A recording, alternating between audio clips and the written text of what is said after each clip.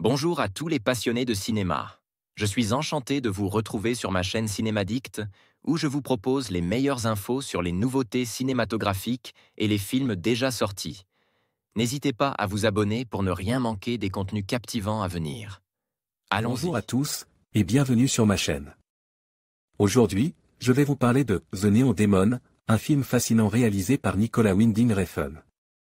Dans cette vidéo, je vais partager ma critique personnelle de ce long métrage qui explore les thèmes de la beauté, de l'obsession et de la superficialité dans le monde de la mode.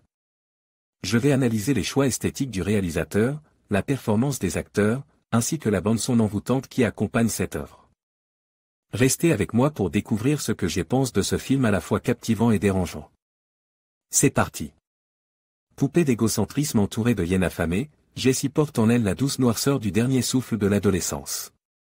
Envoler l'innocence, envole les sourires glaces, l'héroïne du nouveau long-métrage de Nicolas Winding Refn est un composé de complexité. Dont Elle Fanning, Super 8, maléfique, sommière, son interprète, se délecte sans retenue. Monstre de charisme, grâce de tous les instants, l'actrice âgée de 18 ans impressionne tant elle a déjà tout d'une grande. Jessie est peut-être le meilleur personnage créé par l'artiste à ce jour, chacune de ses apparitions irradie l'écran. Sublimée par la caméra du metteur en scène danois, la jeune femme avance lentement vers la lumière, celle du succès ou de son déclin. Immédiat, les néons du démon. Fort d'un propos à la portée terrifiante de vérité, le long-métrage est moins la satire d'un monde en plastique que le témoin de notre société empêtrée dans sa course à la perfection. Prétexte à la pertinente autopsie de son propre cinéma, l'univers de la mode qui est la toile de fond du long-métrage, est explore. Avec élégance par un Nicolas Winding Refn plus en forme que jamais, dynamitant une fois de plus les frontières du politiquement correct. Exposant des portraits de femmes tortueux, tous d'une richesse inouïe. Pamphlet en rage à la gloire de la femme, thriller nerveux saupoudre de paillettes ensanglantées et film horrifique assume dans son dernier acte glaçant de beauté, The Neon Demon s'impose comme l'œuvre la plus forte du cinéaste. On sent qu'il n'a plus rien à prouver, que son cinéma n'appartient qu'à lui, et voir un metteur en scène en capacité d'aller au bout de son art, bon sang que c'est beau. La bande originale assurée par Cliff Martinez est d'une classe incroyable, mélange de morceaux intimistes et bouleversants, le compositeur s'affirme comme l'un des meilleurs de la décennie. Aux côtes d'Elle Fanning, on retrouve l'exquise Jena Malone, Johanna dans la saga The Hunger Games, Sucker Punch. D'abord figure bienveillante dans cet ocean machiavélique auquel la protagoniste est confrontée, le personnage qu'elle incarne s'avère au final être une merveille d'écriture et de profondeur, porte par la précision du jeu de l'actrice américaine qui n'a jamais été aussi juste que sous la caméra du réalisateur de Drive. De l'autre côté du miroir, Abeli incarne l'ange déchu.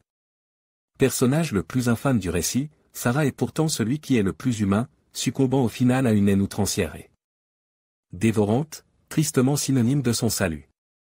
L'actrice qu'on avait déjà pu remarquer dans l'époustouflant Mad Max Fury Road sorti l'année dernière est clairement, la révélation du long-métrage. Glaciale et envoûtante, je n'aurai de cesse de la tarir d'éloges tant son jeu et le personnage qu'elle incarne m'ont ébloui. La dernière des trois parcs incarne l'envie, venue en quête de beauté éternelle, impeccablement interprétée par Bella Scott. Rôle principal du Dark Shadow de Tim Burton en 2012. Exhaustif dans une démesurée diablement bien maîtrisée, ce 10e opus de l'œuvre de Nicolas Winding Refn est à mes yeux son film ultime, un testament délicatement ciselé traitant avec intelligence toute la beauté de la violence. Car si ce n'est pas dans les points qu'elle s'exprime, c'est dans les talons hauts, et elle n'en est que plus efficace.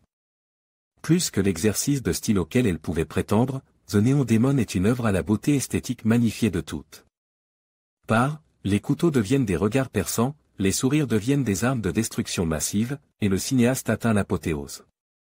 Chef d'œuvre. Quentin, The Neon Demon, de Nicolas Winding Refn, sorti le 8 juin 2016 dans les salles françaises, avec notamment Elle Fanning. Jena Malone, Abeli, Bella Scott. Synopsis, astérisque interdit aux moins de 12 ans astérisque une jeune fille débarque à Los Angeles. Son rêve est de devenir mannequin. Son ascension fulgurante et sa pureté suscitent jalousie et convoitise. Certaines filles s'inclinent devant elle, d'autres sont prêtes à tout pour lui voler sa beauté. Point BO. Ancht, musique originale, Wavin Goodbye, par Sia, présente au générique de fin, https://www. YouTube.